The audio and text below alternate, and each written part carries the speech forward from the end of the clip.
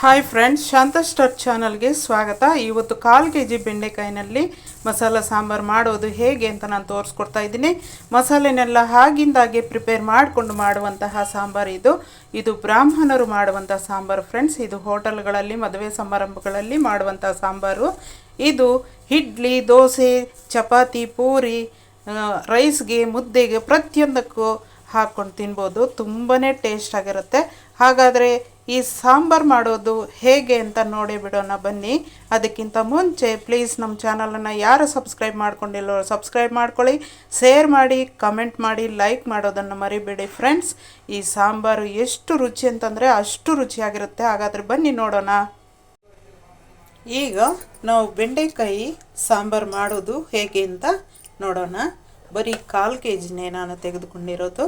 ಈ ರೀತಿ ಸಣ್ಣದಾಗಿ ಕಟ್ ಮಾಡಿಟ್ಕೊಂಡಿದ್ದೀನಿ. ಬೆಂಡೆಕಾಯಿನೆಲ್ಲ ಈ ರೀತಿ ಸಣ್ಣದಾಗಿ ಕಟ್ ಮಾಡ್ಕೋಬೇಕಾಗತ್ತೆ. ಈಗ ನಾನು ಒಂದು ಪಾತ್ರೆಗೆ ನೋಡಿ ಈ ಚೆಂಬಲ್ಲಿ 1 ಚೆಂಬು ನೀರನ್ನು ಸೇರಿಸ್ತಾ ಇದ್ದೀನಿ. ಪಾತ್ರೆನ ಸ್ಟವ್ ಮೇಲೆ ಇಟ್ಕೊಂಡು ನೋಡಿ ಕಡಲೆ ಬೀಜ ನೆನೆಸಿರುವಂಥದ್ದು ಸ್ವಲ್ಪ ಸೇರಿಸ್ತಾ ಇದ್ದೀನಿ. ಈಗ ಕಡಲೆ ಬೀಜನ ನಾವು ಬೇಯಿಸ್ಕೊಳ್ಳೋಣ. ಈಗ ನಾವು ಮಸಾಲೆ ರೆಡಿ ಮಾಡ್ಕೊಳ್ಳೋಣ. 1 ಸ್ಪೂನ್ ಅಕ್ಕಿ, 8 ಕಾಳುಮೆಣಸು, ಅರ್ಧ ಸ್ಪೂನು ಉದ್ದಿನಬೇಳೆ, 2 ಸ್ಪೂನ್ ಕಡಲೆಬೇಳೆ, 1 ಸ್ಪೂನ್ ಜೀರಿಗೆ, ಒಂದಷ್ಟು ಚಕ್ಕೆ, 2 ಲವಂಗ, 1 ಸ್ಪೂನ್ ಧನಿಯಾ, ಸ್ವಲ್ಪ ಹಸಿ ಕರಿಬೇವಿನ ಸೊಪ್ಪು. ಇಷ್ಟನ್ನು ನಾವು ಫ್ರೈ ಮಾಡ್ಕೊಳ್ಳೋಣ. ಸ್ವಲ್ಪ ಆಯಿಲ್ ಹಾಕೋಣ ಫ್ರೈ ಮಾಡೋಕ್ಕೆ. ಒಂದಿಷ್ಟು ಹಾಕಿದರೆ ಸಾಕು ಆಯಿಲು. ಫ್ರೈ ಮಾಡ್ಕೊಳ್ಳೋಣ.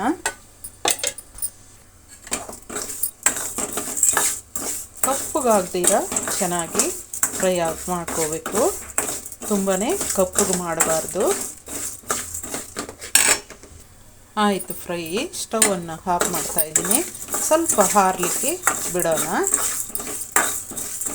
ಸ್ಟವ್ ಮೇಲೇ ಹೀಗೆ ಬಿಡ್ತೀನಿ 1 ನಿಮಿಷ ಹಾರಲಿಕ್ಕೆ. ಈಗ ನಾವು 10 ಒಣಮೆಣಸಿನ್ಕಾಯನ್ನು ತೆಗೆದುಕೊಳ್ತಾ ಇದ್ದೀನಿ. ಇದು ಕೂಡ ಎಣ್ಣೆಯಲ್ಲಿ ಫ್ರೈ ಮಾಡಿ ಇಟ್ಕೊಂಡಿರುವಂಥದ್ದು. ಮತ್ತು ಸ್ವಲ್ಪ ಹಸಿ ಕೊಬ್ಬರಿನ ನಾನು ತೆಗೆದುಕೊಳ್ತಾ ಇದ್ದೀನಿ. ನಿಮಗೆ ಕೊಬ್ಬರಿ ಜಾಸ್ತಿ ಬೇಕಂತಂದ್ರೂ ಕೂಡ ಹಾಕ್ಕೋಬೋದು. ಈಗ ನಾವು ಫ್ರೈ ಮಾಡಿಕೊಂಡಂತಹ ಐಟಮ್ಸ್ ಎಲ್ಲನೂ ಕೂಡ ನಾನು ಅದರೊಳಗೆ ತೆಗೆದುಕೊಳ್ತಾ ಇದ್ದೀನಿ. ಈಗ ನಾವು ಇಷ್ಟನ್ನು ಮಿಕ್ಸ್ ಮಾಡೋಣ. ಮಿಕ್ಸ್ ಮಾಡಿಕೊಂಡಂತಹ ಐಟಮ್ ಜೊತೆಗೆ ನೋಡಿ 3 ಟೊಮೆಟೊ ಸೇರಿಸ್ತಾ ಇದ್ದೀನಿ.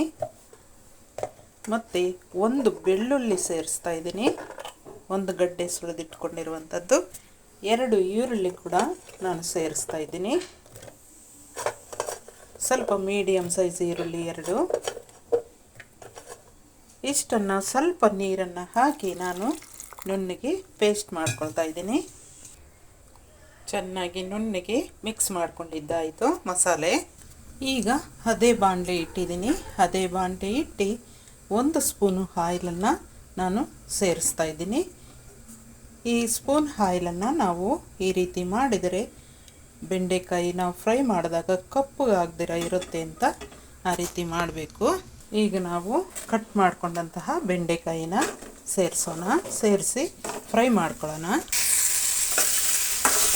ಬೆಂಡೆಕಾಯಿ ಫ್ರೈ ಮಾಡೋಕ್ಕೆ ಚೆನ್ನಾಗಿ ವೈಟ್ಗಿರುವಂತಹ ಬಾಣಲೆ ಇಡೋಕ್ಕೆ ಭಯ ಆಗುತ್ತೆ ಫ್ರೆಂಡ್ಸ್. ಯಾಕಂತಂದರೆ ನಾವು ಏನೇ ಮಾಡಿದರೂ ಕೂಡ ಬಾಣಲೆ ಕಪ್ಪಗಾಗ್ಬಿಡುತ್ತೆ. ಅದರಿಂದಾಗಿ ಹಳೆ ಬಾಣಲೆ ಇದ್ದರೆ ಅದರಲ್ಲಿ ಫ್ರೈ ಮಾಡ್ಕೊಳ್ಳೋದೇ ಉತ್ತಮ ಅಂತ ನಾನು ಹೇಳ್ತೀನಿ. ಇದನ್ನು ಇನ್ನೂ ಒಂದು ಸ್ವಲ್ಪ ಫ್ರೈ ಮಾಡ್ಕೋಬೇಕು. ಸ್ವಲ್ಪ ಹುಣಸೆಹಣ್ಣನ್ನು ನಾವು ನೆನೆಸಿಟ್ಕೋಬೇಕಾಗುತ್ತೆ. ನೋಡಿ ಇಷ್ಟು ನೆನೆಸಿದ್ದೀನಿ ನಾನು. ಇದರಲ್ಲಿ ಸ್ವಲ್ಪ ರಸನ ತೆಗೆದು ನಾನು ಇದಕ್ಕೆ ಸೇರಿಸ್ತಾ ಇದ್ದೀನಿ. ಯಾಕಂದರೆ ಲೋಳೆ ಎಲ್ಲ ಬಿಟ್ಕೊಂಡ್ಬಿಡುತ್ತೆ. ಅದರಿಂದಾಗಿ ನಾವು ಹುಣಸೆ ರಸ ಸೇರಿಸ್ಬೇಕು. ಇಲ್ಲಾಂದರೆ ಗಮ್ಮು ಥರ ಇರುತ್ತೆ ಸಾಂಬಾರು. ಈಗ ಲೋಳೆ ಬಿಟ್ಕೊಂಡ್ಬಿಡುತ್ತೆ ಫ್ರೈ ಮಾಡೋ ಅಷ್ಟರಲ್ಲಿ.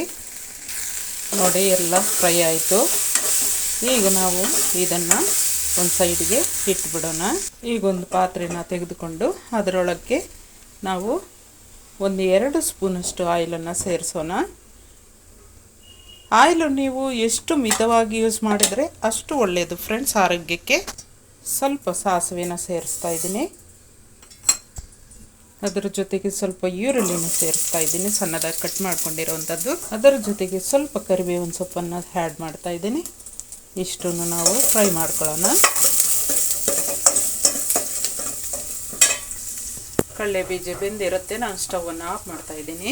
ಕಡಲೆ ಬೀಜದ್ದು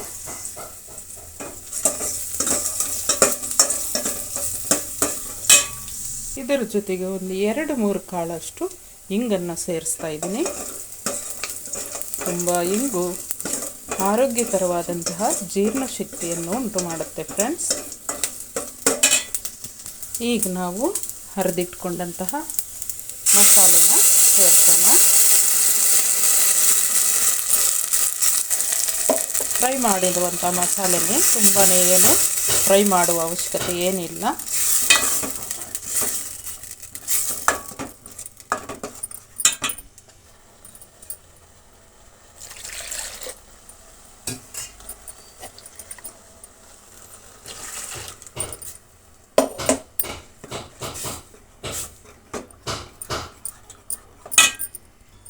ಕಿವುಚಿಟ್ಕೊಂಡಂತಹ ಹುಣಸೆ ರಸ ಕೂಡ ಆ್ಯಡ್ ಮಾಡ್ತಾ ಇದ್ದೀನಿ. ಮತ್ತು ಅದರ ಜೊತೆಗೆ ನಾನು ಕಾಳು ನೀರು ಸಮೇತ ಆ್ಯಡ್ ಮಾಡ್ತಾ ಇದ್ದೀನಿ.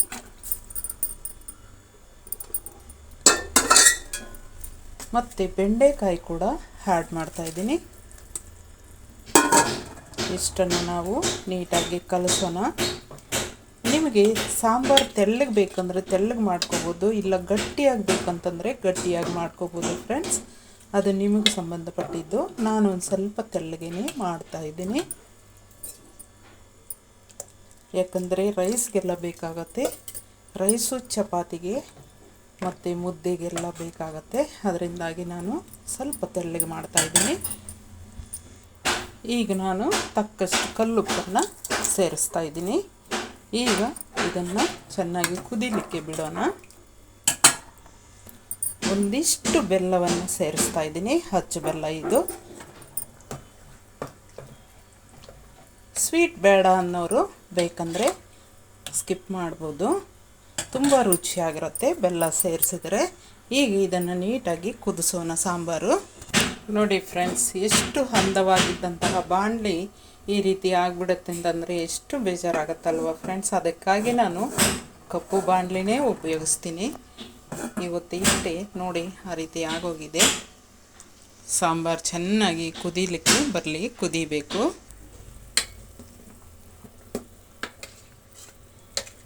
ಬ್ರಾಹ್ಮಣರು ಇದೇ ರೀತಿಯೇ ಫ್ರೆಂಡ್ಸ್ ಬೆಂಡೆಕಾಯಿ ಸಾಂಬಾರು ಮಾಡೋದು. ಆಗಿಂದಾಗೆ ಮಸಾಲೆ ರೆಡಿ ಮಾಡಿಕೊಂಡು ಆವಾಗೇ ಈ ರೀತಿ ಸಾಂಬಾರನ್ನು ರೆಡಿ ಮಾಡ್ಕೊಳ್ತಾರೆ. ತುಂಬ ಚೆನ್ನಾಗಿರುತ್ತೆ, ತುಂಬ ಟೇಸ್ಟಾಗಿರುತ್ತೆ ಫ್ರೆಂಡ್ಸ್. ಸಾಂಬಾರು ರೆಡಿ ಆಯಿತು ನೋಡಿ, ಎಷ್ಟು ಚೆನ್ನಾಗಿದೆ ಅಲ್ವಾ. ತುಂಬಾ ರುಚಿಯಾದಂತಹ ಸಾಂಬಾರು ರೆಡಿ ಆಯಿತು ಫ್ರೆಂಡ್ಸ್. ಈ ಸಾಂಬಾರನ್ನು ಎಲ್ಲರೂ ಮಾಡಿ ನೋಡಿ, ತಿಂದು ನೋಡಿ, ಸೇರ್ ಮಾಡಿ. ಬಹಳ ಚೆನ್ನಾಗಿರುತ್ತೆ. ಇದು ಬ್ರಾಹ್ಮಣರು ಮಾಡುವಂತಹ ಸಾಂಬಾರು ಫ್ರೆಂಡ್ಸ್. Thank you. ಈಗ ಸ್ಟವನ್ನು ಆಫ್ ಮಾಡ್ತಾಯಿದ್ದೀನಿ.